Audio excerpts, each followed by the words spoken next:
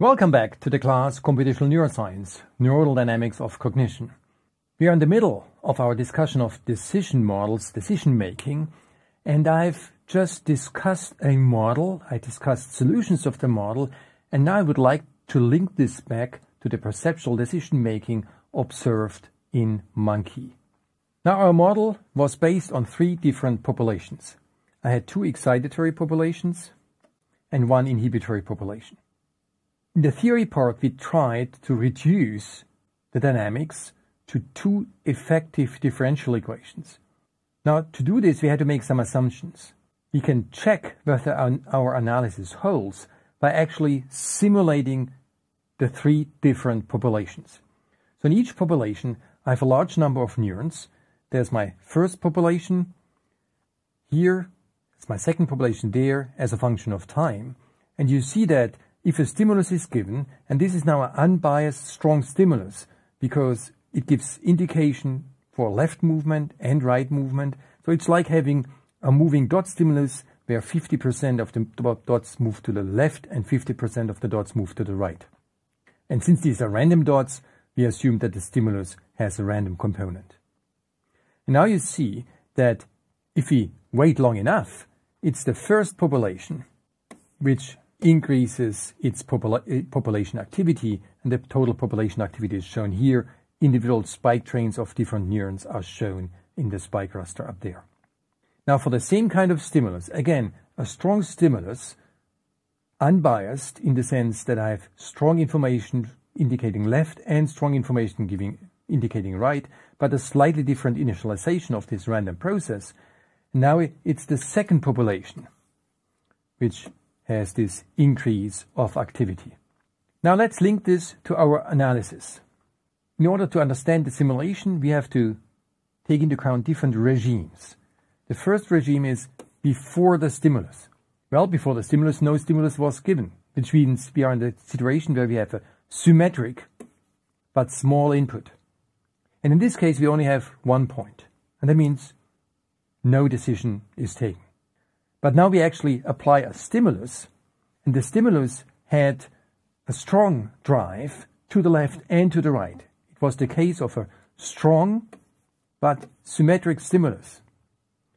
And now our theory predicts that in this case we have 3 fixed points. This is one stable fixed point, that's another fixed point, and here would be an unstable fixed point. And now if, because of noise, I start a little bit below the diagonal, then the dynamics would move to this fixed point. If because of noise we start a little bit above, then it would move to the other fixed point. It's the unstable point or saddle point that forces the system into one or the other of the attractors, into one of the or the other of the stable fixed points. And this should reflect the decision process.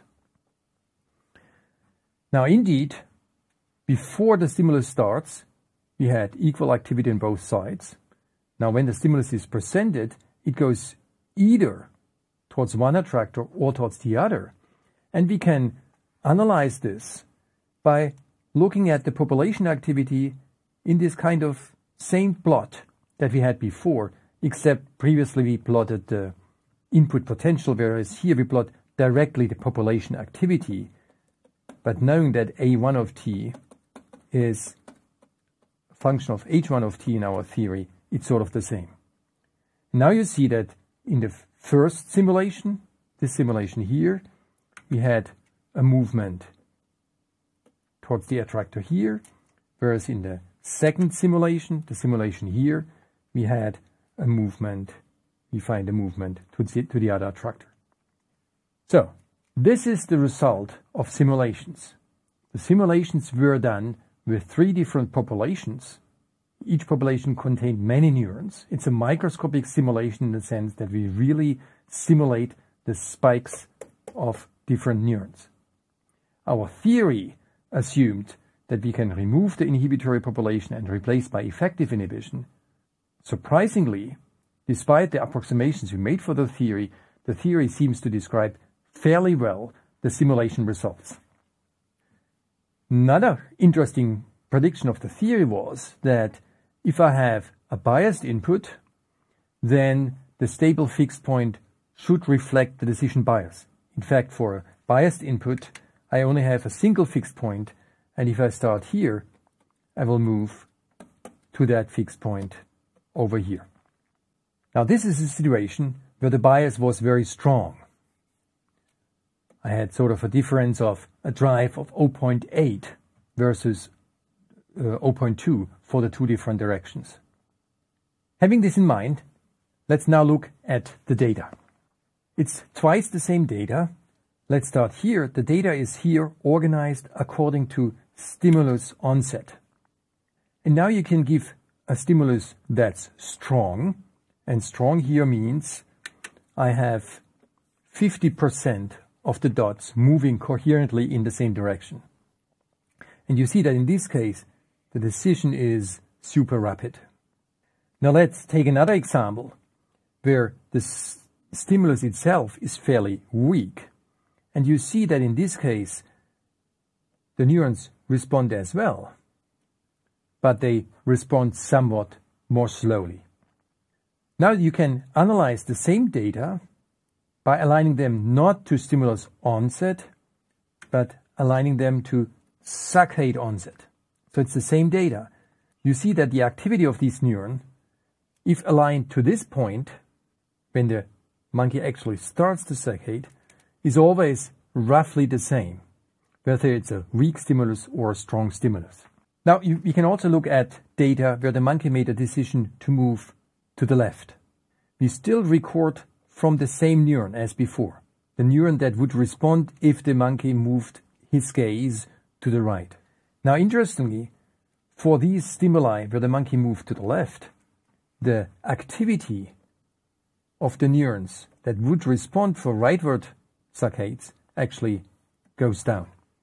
This indicates that the neurons that would respond to a movement to the left effectively inhibit the neurons responding to the rightward saccade. So what we have seen here is that the simulation of competing populations has properties that are similar to those that you observe in the data. For example, there's a faster increase for strong bias. For example, there's suppression for opposite saccades. But I don't want to make the claim that decision is taking in the area LRP.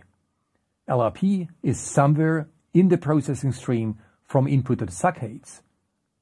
The activity of LRP neurons has interesting properties that correlate both with simulations of competing populations and with the theory.